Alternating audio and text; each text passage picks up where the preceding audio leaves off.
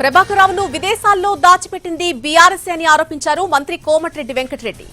కాంగ్రెస్ నేతలు phone tapping చేయరని అన్నారు. అమెరికాకు పారిపోవాల్సిన అవసరం కాంగ్రెస్ నేతలకు రాదన్నారు మంత్రి కోమటిరెడ్డి. బీఆర్ఎస్ నేతలు కోర్టుల చుట్టూ తిరుగుతున్నారని అన్నారు.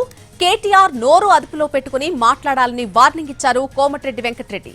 ఇదే అంశానికి సంబంధించి పూర్తి అప్డేట్ మా ప్రతినిధి Vijay Bhaskar face to face ద్వారా అందిస్తారు. సంబంధించి రాష్ట్రంలో తొలి ధాన్యం కొనుగోలు కేంద్రాన్ని మంత్రి ప్రారంభించారు. మంత్రి కోమటిరెడ్డి వెంకటరెడ్డి మనతో ఉన్నారు, వారితో మాట్లాడే ప్రయత్నం చేద్దాం. సార్ చెప్పండి, ఏంటి మొదటి ధాన్యం కొనుగోలు కేంద్రాన్ని మీరు ప్రారంభించడం ఎలా చెప్పండి? ఈరోజు నల్గొండ గొల్లగూడ సొసైటీ పరిధిలోని ఆర్జాలబావి గ్రామంలో రాష్ట్రంలోనే మొట్టమొదటి ధాన్యం సేకరణ స్టార్ట్ చేసుకోవడం చాలా సంతోషకరం. దాంతోపాటు ఇంకా 4 రోజులు జరగబోయే ఉగాది రంజాన్ శుభాకాంక్షలు తెలియజేసుకుంటూ ఈరోజు మా పోయినసారి ధాన్య సేకరణలో నల్గొండ జిల్లా మొట్టమొదటి స్థానంలో ఉండి ఇబ్బందులు లేకుండా మా రెవెన్యూ విభాగం కానీ సివిల్ సప్లైస్ కానీ ముఖ్యంగా కలెక్టర్ గారు కానీ బాగా కష్టపడి ఎప్పుడెప్పుడు ఫాలో అప్ చేస్తూ ధాన్య సేకరణలో ముందున్నాం, పేమెంట్లో ముందున్నాం. ఈసారి కూడా మొదటి ర్యాంకులో ఉంటాం. మీరు వడ్ల సీజన్ రాగానే రైతులని 4 రోజులు ట్రాక్టర్లు లారీలు ఆడ ఆపాలంటే టైర్లు పోతాయి. టైర్లు పోతే మధ్యలో ధాన్యం నింపేసి ట్రాక్టర్ రోడ్డు కిరాయి ఎక్కువ అడుగుతాడు. ఇవన్నీ కూడా ఎట్టి పరిస్థితుల్లో నేను మాత్రం అసలే ఒప్పుకోను. నేను మిల్లర్లకు చెప్తున్నా, మీరు రైతుల కోసం విజ్ఞప్తి చేస్తున్నా. ఫస్ట్ మీరు తెలిసి తప్పు చేస్తే మాత్రం కఠినమైన చర్య తీసుకుంటాం.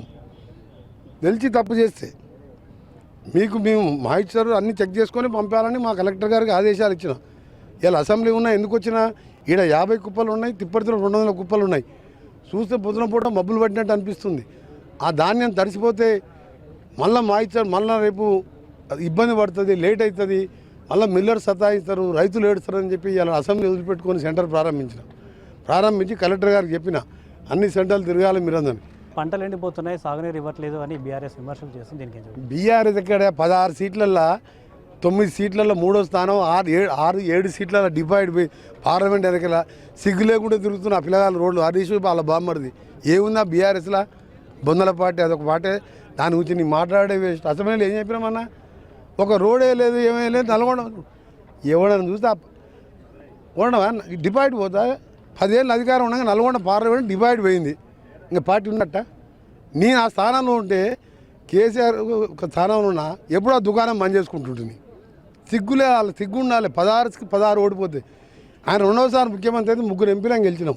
నేను, ఉత్తమ్ కుమార్ రెడ్డి, రేవంత్ రెడ్డి ప్రచారం చేయకుండా గెలిచినాం. ఆ 3 సీట్లనే గెలవాలి కదా. ఆయన అంత మంచి పనులు చేస్తే ఒక్క సీట్లో డివైడ్ పోగొట్టుకుంటారు ఎవడన్నా. సొరంగ మార్గానికి అమెరికా పోయి దాన్ని పార్టీ తెప్పించిన ఆ మంత్రికి, ఆ కేటీఆర్కి ఏమైనా సొరంగం వేడుందో తెలుసా వాళ్ళకు.